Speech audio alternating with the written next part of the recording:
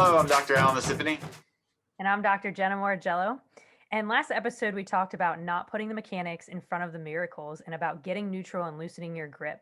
And so, Alan, can you explain to us what you mean by not putting the mechanics in front of the miracles?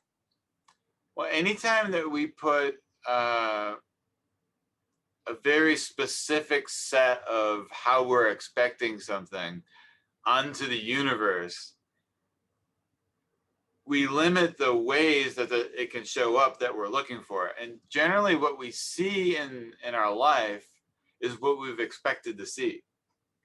So if you start with a job, let's say you have a job that you want a new job, and then you say, well, it has to have this, and it has to have this, and I have to make $3,000 a month to pay for my rent, and I have 2 new cars, and all these things have to get checked off.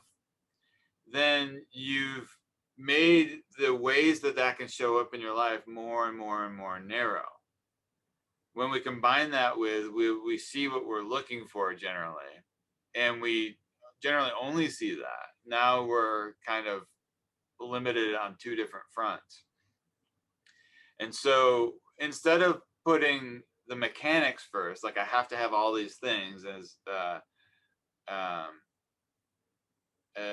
one of the teachers I've had in the past said, downgrading your demands to preferences, and that's pretty helpful. But instead of like putting the mechanics first, if you say, well, I want a new job, and then you could hear me or Jenna saying in the background, well, how would that make you feel? And you say, oh, well, that I would feel alive. Well, what would it feel like to feel alive? I would feel free. Okay, well, what would that feel like? And focus on that. And then what happens is now you will go out looking for all of those things that fulfill how you're currently feeling, right? Just like when you're in a restrictive mood or a negative mood, your brain and your mind are looking for things that confirm that.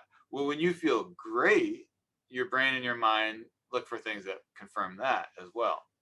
And so when we put the miracles in front of the mechanics, we give the universe a lot of ways to give us surprises. And I always like to say, think of the best 3 things in your life. And so everybody at home can maybe think of the best 3 things.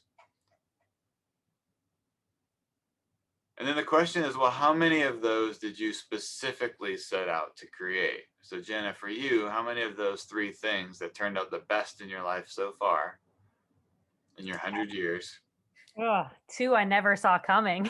I never. Okay, yeah, right. So at least 2 of them you never saw coming. Mhm. And you didn't micromanage the heck out of, right? Because you couldn't see them coming. Mhm. So now we have 2 things that we never expected and we never looked for that turned out the best.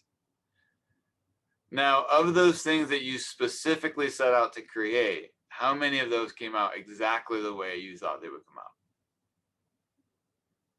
I don't even think one of them. Yeah. And so we've already established that you don't know what the heck's best for you, right? Because you're tickled the most about these gifts from the universe that you never saw coming. And then of the things you set out to create, they never come out the way you want them to. Now, out of all those things that didn't come out the way you wanted them to, how many of those would you give back if you had to give back everything or nothing? I wouldn't give them back. Yeah, that's what everybody says. I want to give it back because it makes me who I am. If I have to give back everything, I want to give them back. So if you don't know what's best for you, and the things you set out to create never turn out the way you thought they were going to turn out, and then even then you wouldn't give them back anyway, what's the point of resisting?